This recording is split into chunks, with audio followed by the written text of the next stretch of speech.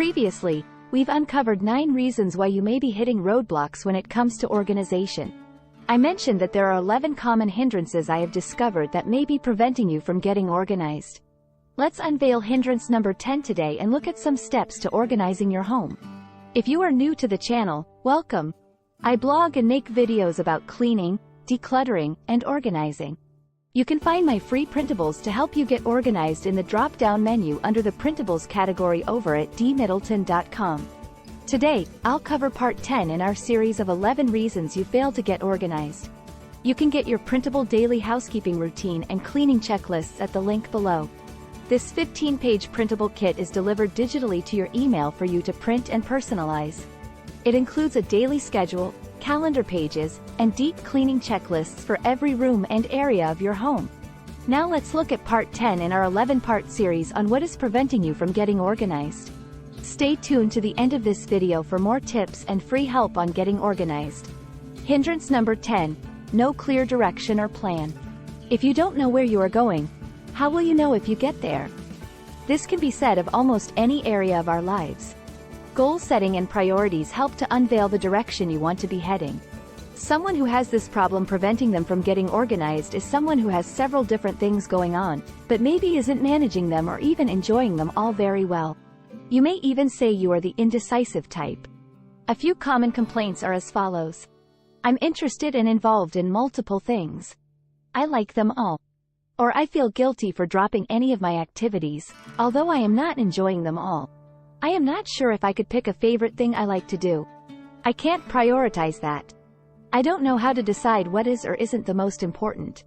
If this describes you, your solution is to look at your daily activities and choices. This helps to reveal your values. What do you spend a good amount of your time and money doing? What brings you the most joy and excitement to do? You don't need to feel guilty for these answers either.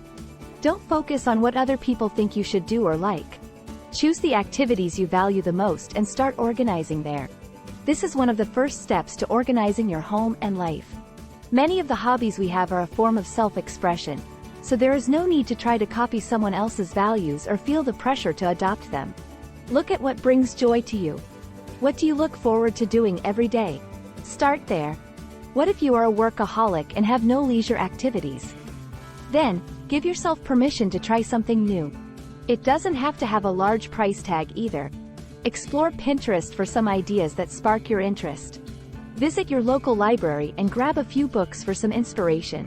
Organization not only involves your home and living space, but it also involves how you manage your life and leisure time. All work and no play makes Jane a dull girl. Your homework this week is to define your priorities. Grab a pen and paper and start with 5 or 6 things you value. My list looks something like this. God, husband, kids, extended family, church, health. Beneath these, you want to list a few goals in those areas you name as priorities. You want to nurture and grow those areas, relationships. Focus on specific ways you can do that. For example, my husband and I have regular date nights. This nurtures our marriage and makes us feel closer. Your list will look different than mine. However, once you define your priorities, you will find it much easier to reach your goals. Your homework is to define and decide on a clear direction for each of the areas you list. Make your goals specific and measurable. For example, in health, I want to lose a set number of pounds by a certain date. That is specific and measurable. When you set written goals that are within your reach, you'll know when you accomplish that goal. It will provide the motivation you need to keep moving forward. Maybe you struggle with being indecisive. What are some tips to get organized if you are an indecisive type? If you tend to be indecisive, getting organized can be a bit challenging, but it's definitely achievable with the right strategies. Here are some tips tailored to your indecisive nature. Limit choices. Too many options can overwhelm indecisive individuals. Limit your choices by breaking tasks into smaller, more manageable steps. For example, instead of trying to organize your entire workspace at once, start with one drawer or shelf. Set deadlines. Give yourself deadlines for making decisions. Having a time limit can help prevent overthinking and force you to make choices more efficiently. Utilize decision-making frameworks. Look into decision-making frameworks such as pros and cons lists, decision matrices, or the Eisenhower box, urgent versus important, to help you evaluate options more systematically. Trust your instincts. Sometimes, indecisiveness stems from a lack of confidence in your own judgment. Trust yourself and your instincts more. Remember that not every decision needs to be perfect, and it's okay to make mistakes. Seek input from others. If you're struggling to make a decision, consider seeking input from friends, family, or colleagues you trust. Sometimes, an outside perspective can provide clarity and help you see things from a different angle. Start small. Begin with small decisions to build your confidence in decision-making. As you become more comfortable with making choices, gradually tackle larger and more complex tasks. Limit information gathering.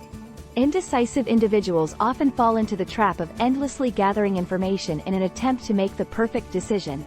Set a limit on how much time you'll spend researching or gathering information before making a choice. Practice mindfulness.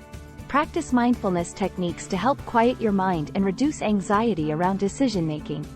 Techniques such as deep breathing, praying, or journaling exercises can help you stay grounded and focused. Accept imperfection. Accept that not every decision will be perfect, and that's okay. Aim for good enough rather than striving for perfection in every choice you make. Evaluate decisions afterwards. After making a decision, take some time to reflect on the outcome. Did it work out as you expected? What did you learn from the experience? This reflection can help you become more confident in your decision-making abilities over time. I hope you have found this information on getting organized helpful. If you need to do more deep cleaning, I have checklists and guides to help you with that over at dmiddleton.com or at the link below. I have a housekeeping ebook entitled Makeover Your Homemaking. If housekeeping is an area that you struggle with, this ebook will guide you in creating your own housekeeping schedule. I try to cover everything from balancing your bank balance to cleaning your kitchen. I will link that information for you in this video description. If you are looking to get more organized, I can help with that, too. I blog and make videos about cleaning, decluttering, and organizing. If you find it a struggle to get organized, there is likely a good reason why. As a matter of fact, I explore 11 reasons you fail to get organized over on my blog, dmiddleton.com. If one of these 11 reasons sound familiar to you, I will give you some tips to overcome that obstacle and finally get organized. I will link this information below. You can find my free printables to help you get organized in the drop-down menu under the printables category over on my blog, dmiddleton.com.